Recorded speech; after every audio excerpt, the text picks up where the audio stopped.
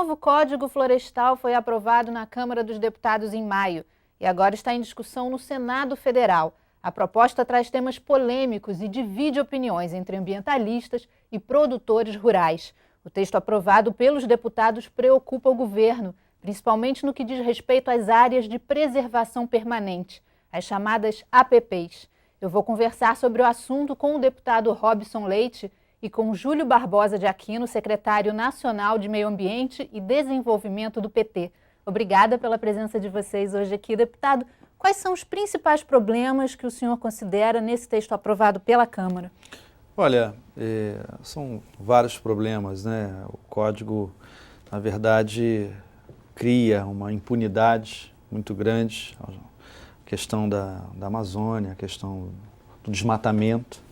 A gente não pode retroceder, ainda mais nesse momento em que o Brasil se prepara para no ano que vem estar sediando a Rio+20. A gente vem de as duas últimas conferências do clima muito emblemáticas com relação a esse reconhecimento da redução do desmatamento nos últimos 8 anos, em especial pelo governo federal. E é um desafio muito grande.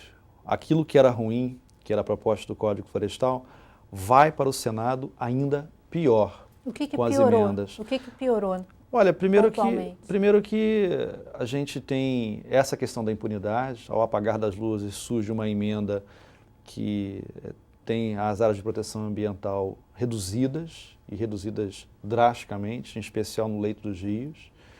Isso nos preocupa muito. Nós temos também a passagem da responsabilidade para a fiscalização para os estados. Isso também é um retrocesso, a responsabilidade é do governo federal, a gente não pode piorar. E o código já era problemático, da forma como ele estava sendo construído na Câmara Federal. A gente tem uma preocupação muito grande, a responsabilidade do Senado aumenta em cima disso. É importante audiências públicas, é importante ouvir a sociedade civil organizada. O Júlio, que tem uma militância histórica no Partido dos Trabalhadores nessa área, desde a época do Chico Mendes, é uma pessoa que não apenas conhece, mas viveu e vive essa militância a fundo. É uma das nossas maiores referências, sabe?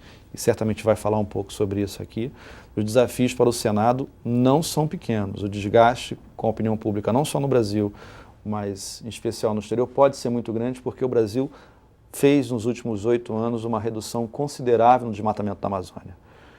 A Amazônia, evidentemente, que tem toda uma questão simbólica com relação a isso, mas mais do que um simples simbolismo, é uma área que merece uma atenção especial do IBAMA e do governo federal. Júlio, você militou ao lado do Chico Mendes no Acre. Eu queria que você falasse um pouquinho da sua experiência para as pessoas te conhecerem melhor. Eu sou, na verdade, do Acre, nascido e criado, cresci no Acre. Toda a minha militância foi no Acre, no meu sindicato.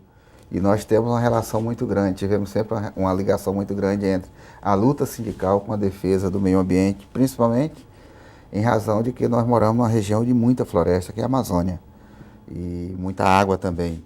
Então é preciso sempre entendemos que é preciso ter uma integração entre a luta sindical, a produção e a questão da preservação ambiental.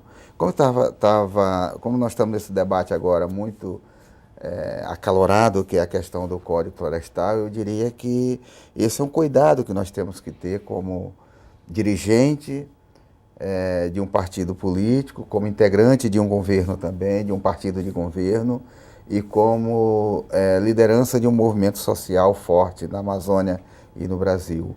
O Código Florestal ele é um debate que está acalorado em razão de que as questões mais problemáticas que nós achamos que hoje é considerado, na visão do mundo inteiro, o Brasil como um país que tem a melhor legislação ambiental elaborada, apenas com muita dificuldade de implementação, o Código Florestal traz o desafio de que passa a não considerar como importante a manutenção de reserva legal, topo de morros, encostas e as APPs, como também traz um outro mecanismo que é extremamente prejudicial para a nação, que é essa questão de perdoar a dívida de quem cometeu desmatamento, principalmente na Amazônia, até julho de 2008. Isso para nós é absurdo, porque de 2008 para cá o desmatamento reduziu drasticamente. E hoje o número de pessoas que cometeram o crime até aquela época é extremamente grande, é extremamente criminoso para o Brasil. Então, o Código Florestal traz esse desafio e, mais ainda, propõe que os estados fiquem responsáveis para deliberar, definir o que fazer das encostas, dos topos de morro e das áreas de proteção permanente. Ou seja, se hoje nós já vivemos problemas em região como Rio de Janeiro, que nós vimos esse ano, já vimos outros anos para trás, no Nordeste mesmo, no sul do país, na Amazônia, nós vamos continuar tendo problemas maiores ainda se essa política ficar definida a partir da posição política dos gestores nos estados. Eu queria que vocês explicassem um pouquinho melhor isso. Qual é o problema dos estados ficarem responsáveis por essa definição? Olha, aí tem duas questões. Eu também queria até ouvir um pouco o Júlio sobre a visão nacional, né? Mas tem um problema que você fica muito preso ao jogo político do Estado, quando a responsabilidade disso é da União. Veja, eu fico muito angustiado quando acompanhei, e continuo nessa angústia, como acho que todo brasileiro, com relação à votação e à discussão do Código Florestal, não só para passar essa responsabilidade pelos estados, mas quando você vê que determinados parlamentares, a imprensa tem noticiado recentemente, são aqueles que mais defenderam a mudança no Código Florestal com essa impunidade, que eu ouso chamar de impunidade, que é você não culpabilizar aqueles que desmataram e exigir, evidentemente, uma mudança nesse processo, exigir que seja, evidentemente, punido quem fez esse desmatamento. Você vê parlamentares que militaram incansavelmente, como a senadora Cátia Abreu, como o Ivo Cassol, e que possuem passivos imensos de multas nesse processo de desmatamento. E os grandes produtores vieram enrolando na expectativa, na esperança de que fossem anistiados, é uma palavra generosa, mas, a meu ver, é exatamente esse, né? Ficassem impunes a esse desmatamento. O Brasil não pode regredir nesse tema. E passar a fiscalização para os estados dessas áreas de proteção permanente é um retrocesso muito grande. O governo federal precisa, evidentemente, continuar com esse processo, com essa manutenção dessa fiscalização, e o desafio agora está no Senado. Está no Senado porque a emenda foi aprovada, foi encaminhada ao Senado e, evidentemente, a nossa expectativa é que se recupere a ideia original, se recupere, o Júlio colocou muito bem aqui, né? Não é possível, o Brasil tem os melhores, tem ainda porque ainda está em vigor, códigos hoje ambientais no mundo. Então, não dá para a gente caminhar para trás e retroceder nesse sentido. Tem um aspecto que eu queria colocar aqui rapidamente também, que me preocupa muito, que é exatamente, em julho de 2010 eu já falei isso em plenário mais de uma vez, uma carta, recebi por acaso, uma carta legal da senadora Cátia Abreu pedindo dinheiro para fazer campanha e colocando como elemento para esse financiamento a discussão do Código Florestal que se daria no ano seguinte. E a Cátia, era uma carta, aliás, direcionada aos produtores rurais para que eles ajudassem aqueles parlamentares que tivessem esse compromisso.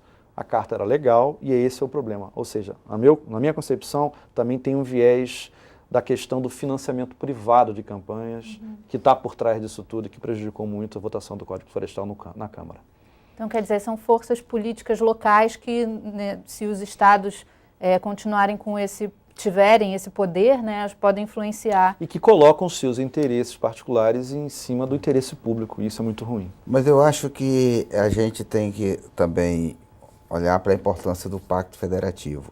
A grande questão é que, eu sou defensor, eu já fui prefeito de cidade, eu sei que é importante que o gestor público estadual ou municipal, ele tenha também uma certa autonomia, uma certa responsabilidade em muitas coisas. Isso não quer dizer que tem que passar só responsabilidade.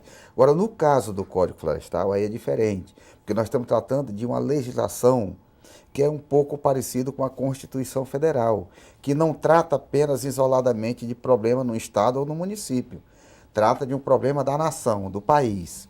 Então, se nós pensarmos que os estados vão ter a responsabilidade de definir as regras do que fazer de uma área de proteção permanente, que lá na proposta da lei está dizendo que a medição das APPs, que continua lá na proposta do texto, que é 30 metros, 50 metros, 100, 200 e 500 metros.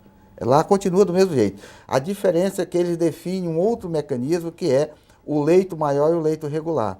Então, quando eu pego o leito regular, eu estou pegando o momento mais baixo, que é o momento da seca. E eu começo a medir dali, quando eu for terminar 30 metros, eu ainda não completei o leito maior que chega na época chuvosa. E é isso que estão colocando. E mais ainda, dizendo que os estados têm o direito, passam a ter o direito de definir o que fazer dos topos de morro, das encostas e das APPs. Isso é muito grave, porque aí vai ficar, o país vai ficar retalhado para cada governador, com a sua força política no estado, com o poder econômico, definir o que fazer. Porque hoje é que é o problema, qual é o nosso grande problema?